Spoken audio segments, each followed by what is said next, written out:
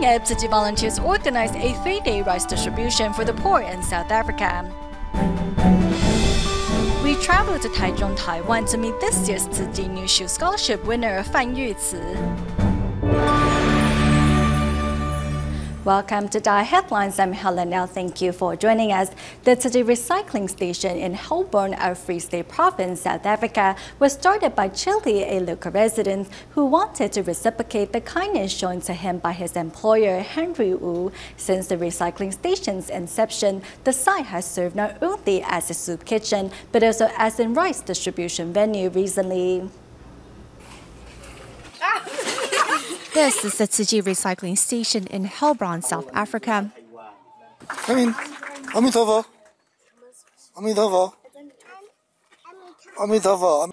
Children in this area love coming to the recycling station as they not only get a hot meal to eat, but they also get an opportunity to do something good for the planet. Today who have bring recycle come there.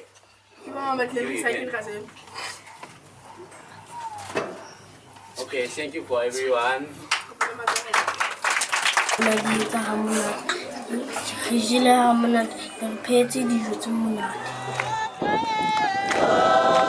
The Helbourne recycling station is also used as an aid distribution venue.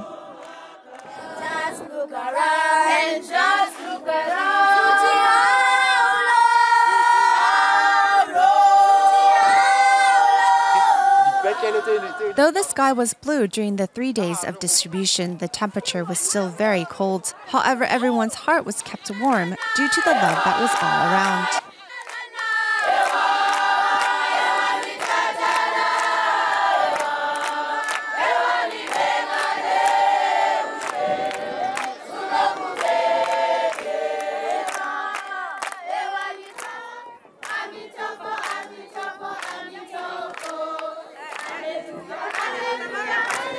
Praising God and the Buddha for this grace, the residents of Helbourne cherish their blessings and are grateful for the love of the Tzu Chi volunteers. Myanmar has been hit hard by flooding this year, with the rainy season being a particularly devastating time for the nation's farmers. With their original harvest ruined by weeks of rain, farmers have had no choice but to replant their fields. Helping to make this process a bit easier has been Tzu Chi, who donated seeds to over 7,000 farmers. Here in Taichung, considered the breadbasket of Myanmar, rice fields stretch as far as the eye can see. After a bumpy ride and a treacherous walk through the mud, volunteers arrive at the farm of U Ming Ang with some timely help. Without Tzu Chi's rice seeds, I would plant beans, but I would have to take out a loan to do so, and the harvest would be uncertain, as rice is my specialty. U Ming Ang quickly gets the donated seeds into his fields, with a relief in knowing that his farm is saved. Flooding in Myanmar has severely disrupted the country's rice harvests. Giving farmers a second chance has been Tzu Chi, which has been distributing seeds to farmers to help them replant their fields. These are the rice seeds given by Tzu Chi. They are already germinated and are ready to be planted. This harvest will be a success, as long as no other floods come our way. With new seeds in hand, farmers quickly get to ploughing and replanting their fields before the waters recede.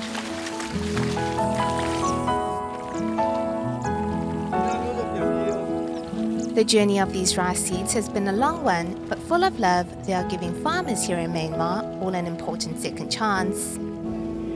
Following on the rice distribution held by the Tzu Chi Philippines chapter in Taiwan, Leyte Province, we take a look at how the mayor of the town expressed his gratitude to Tzu Chi for helping local farmers.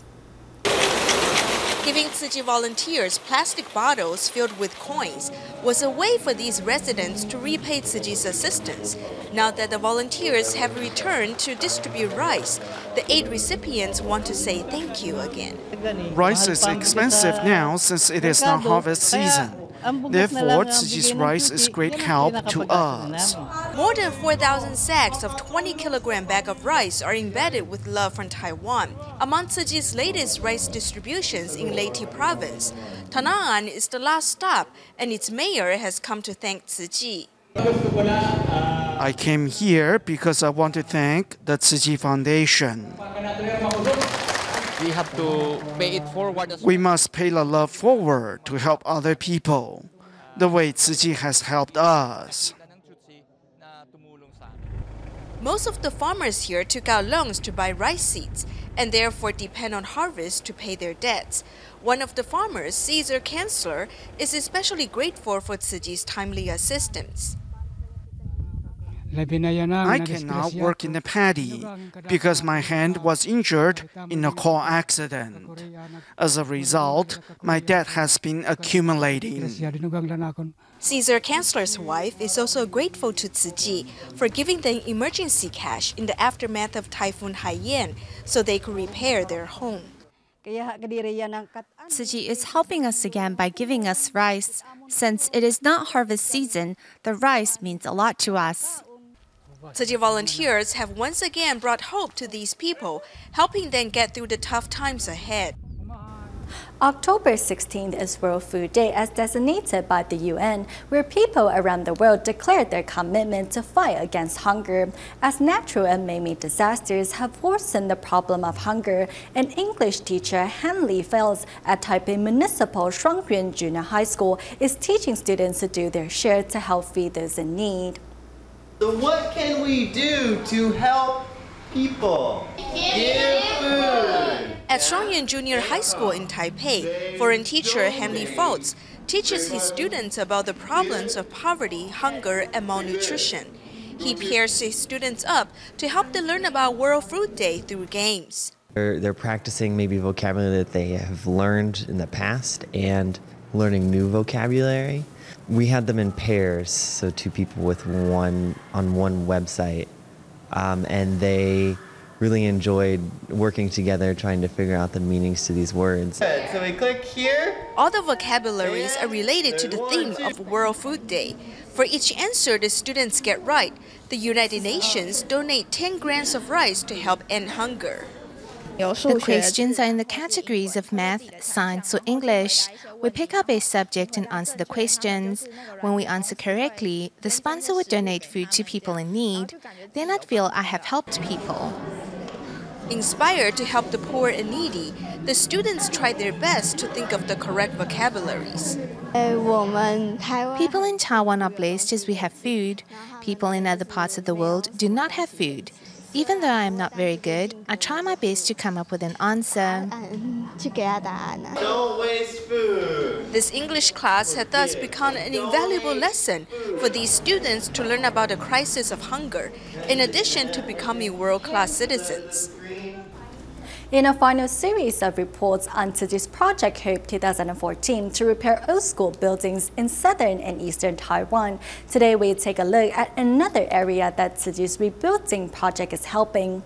Within the approximately 125 middle and elementary schools in Hualien County, there are about 300 bathrooms that are in desperate need of repair, but due to budget constraints, the Ministry of Education only has funding to repair about 20 or so bathrooms each year. To help, Tzu Chi has included the bathrooms of 63 schools in Hualien County as part of its rebuilding efforts.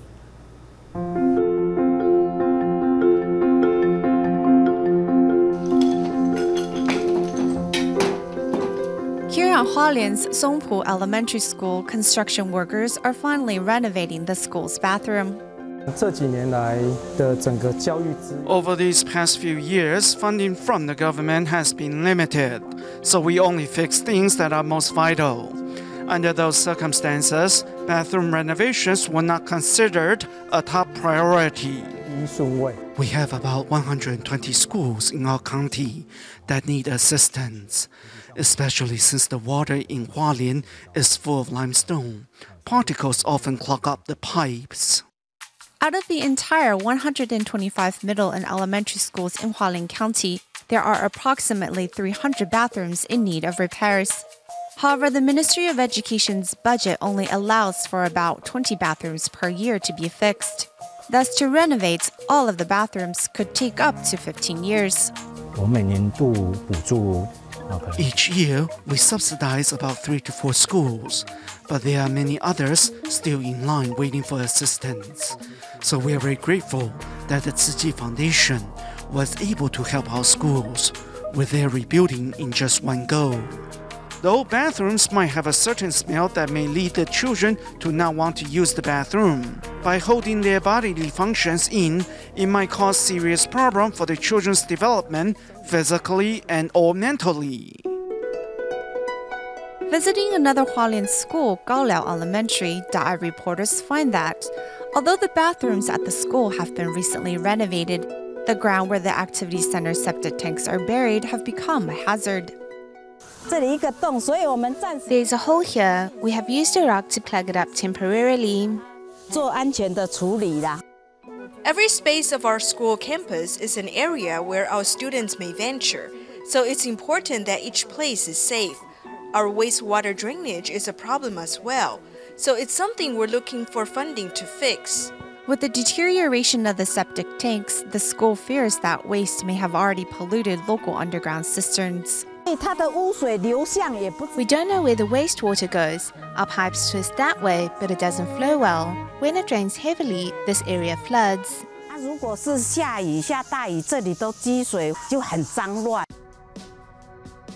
As the school's activity center doubles as a community senior center, it's even more important to fix up the bathroom and the septic tanks. I am really grateful to Tzu Chi for their assistance, because the senior center is where the community's elderly get together and enjoy a meal with one another.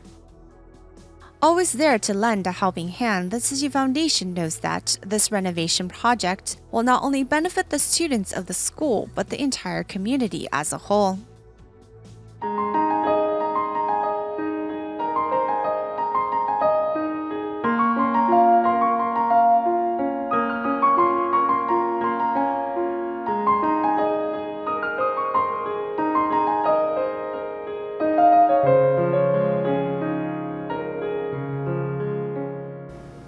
One of this year's Tzu Chi New Shoe Scholarship winners is Fan Yuci of Taichung. The 17-year-old girl is currently studying funeral science at Rende Junior College of Medicine, Nursing and Management, as she wants to become a mortician who will be there to help the bereaved cope with the loss of their loved ones. We tell you why.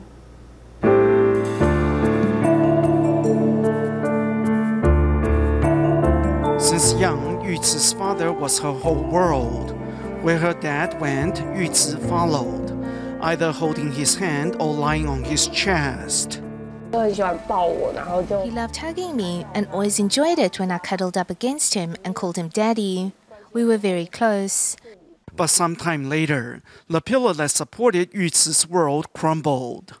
Her father developed oral cancer, and the disease slowly sucked the life out of him. His lower jaw was basically gone. It just felt like the person lying there wasn't him. It was heartbreaking to see. To tend to her beloved father, the filial Yuci commuted between Taichung and Miaoli daily. After her father fell ill as her school, Rende Junior College, is in Holong, she came back every day to care for him and take some of the pressure off her mother.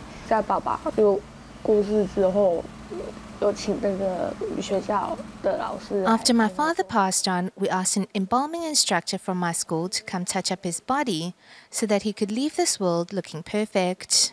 Because of her father, Yuci is now studying funeral science and wants to become a mortician. I think I want to focus on working with those who are near death and encouraging family members. Yuci wants to do her part to help family cope with the loss of a loved one. Always in the top of her class in school, Yuci does not want to add to her mother's financial burden and thus works part-time while studying. She has to study and work at the same time. I was worried that this will be too much for her to handle, but she assured me that she is still healthy and young, and that I should be the one looking after my health. Though only 17, Yuci is mature and thoughtful beyond her years. I'm just so glad that she's my daughter. If there is a next life, I want us to be together as mother and daughter again. 12th grader Tsai Han-ru of the Commercial and Technical Vocational School comes from a lower middle-class family. To help her family make ends meet, Tsai takes on various part-time jobs at night and on weekends. Here's more. This is 12th grader Tsai Han-ru, who specializes in baking and cake decorations. A winner of the Garden of Hope Foundation's annual Formosa Daughters Award for special creativity. A hard life is hidden behind her bright smiles. I need to shoulder some of my father's burden. I start working at 5 p.m. and get off at 11 p.m. I make $500 NT every night. To support her family, Tsai washes dishes at the night market and also works part-time at a hotel during the weekends, never backing down from the obstacles in her way. Both of my hands and legs are healthy, so I need to work to live. There are many job opportunities out there. You just have to be willing to endure hardships. The money Tsai makes also goes towards paying for her siblings' tuition. As Tsai only gives herself 30 NT dollars to spend every day, she once stayed overnight at a convenience store because she didn't want to spend the extra money for a bus fare home. The topic of the writing assessment was, "Tell a secret about yourself." I was truly touched about what she wrote. I believe we need to give children like her a chance to shine. Tsai hopes to one day open a coffee shop and serve food that can bring warmth to her customers. Although her dream has yet to come true, Tsai Han-ru's perseverance and life has already touched the hearts of countless people. In Malaysia, Tzu Chi volunteers travel to Kota Kinabalu to hold free clinics for the indigenous population every year. This time, a second-hand clothes sale was also held along with the Timar Free Clinic to raise funds for future charity work. In order to see a doctor, indigenous people in Kota Kinabalu have to pay for transportation and travel long distances. Therefore, medical service is not only hard to come by, but also a financial burden for them. But gigi di kampung tidak lagi pergi pitas, buang tambang lagi kalau pergi pitas, ini tidak. Berapa tambang kamu mau pergi pitas sana? 40 ringgit. Serving at Tzu Chi's free clinic for the first time, the only dentist on site, Dr. Geeta, found renewed strength in her patients' smiles. I feel good. I'm actually quite interested in doing this kind of things. Yeah, it's very rare you see NGOs coming and doing this kind of things. It feels really good actually.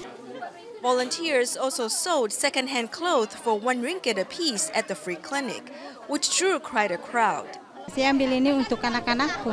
Untuk penampungan kami punya budak-budak lah. Itu memang tetap murah dan kualitinya cukup bagus, masih baru lah. 希望他们能够 We hope they could cherish resources. We also told them that we will donate the proceeds to our charity fund. The volunteers' hard work has earned them the trust of these indigenous people, who eagerly looks forward to Tzu Chi's next visit. Next, we bring you a story from out of Malaysia, Selangor. Last year, Tzu Chi care recipient Mariama suffered a stroke and was left semi-paralyzed. Though she has family around, the who has been taking care of her is a non-family member to whom Mariama was kind to in the past. Today, Tzu Chi volunteers from Malaysia, Selangor are visiting care recipient Mariama.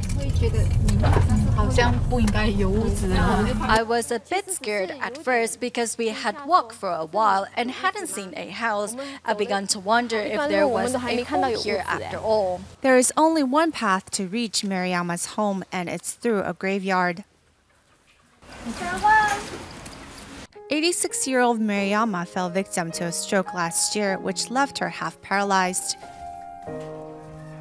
Since then, Selvem has been taking care of her even though he is not related.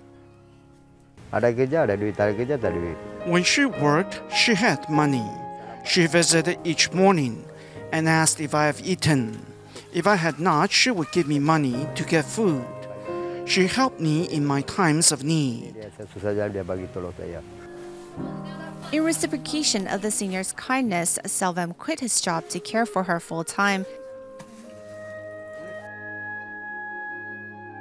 He now makes ends meet for both of them by selling bananas and eggs.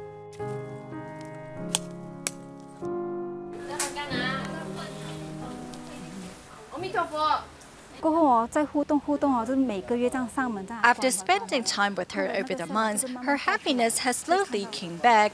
It's difficult being bedridden, one feels so helpless, but after our visits we saw a change in her.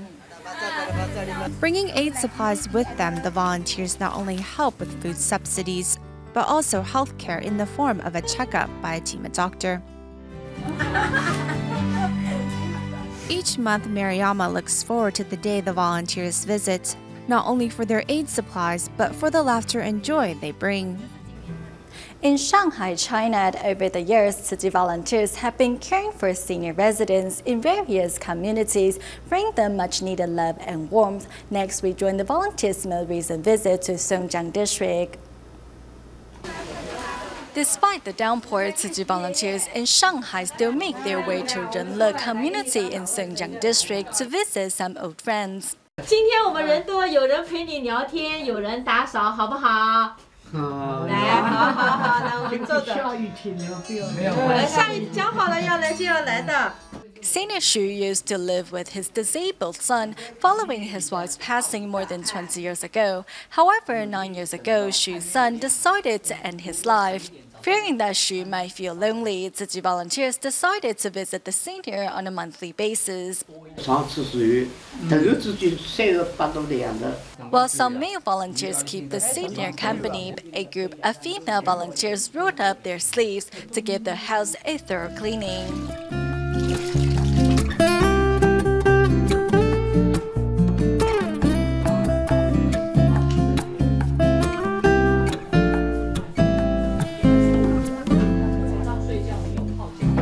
I have discovered the purpose of life after I joined the organization. I treat all the seniors as if they are my own family members, because my parents are no longer around.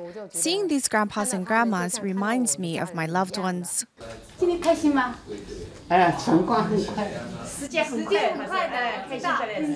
Another person looking forward to the volunteers' visit is Xu Feng'e, who also lives by herself. As the senior already knew about Tzu Chi, she promised to donate her bamboo coin bank once filled.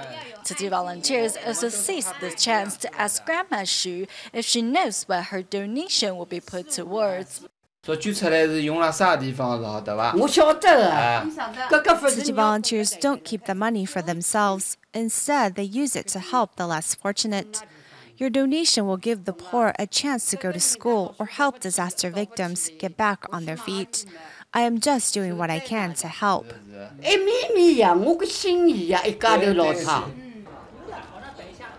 In the years to come, Tzu Chi volunteers will continue to visit these senior residents on a monthly basis, making sure they're always surrounded by love and familiar warmth. In the United States, the Tzu Chi Seattle branch held a carnival on behalf of Open Doors, an organization that focuses on providing resources to families who have family members with developmental disabilities and special healthcare needs. We'll leave you with these images.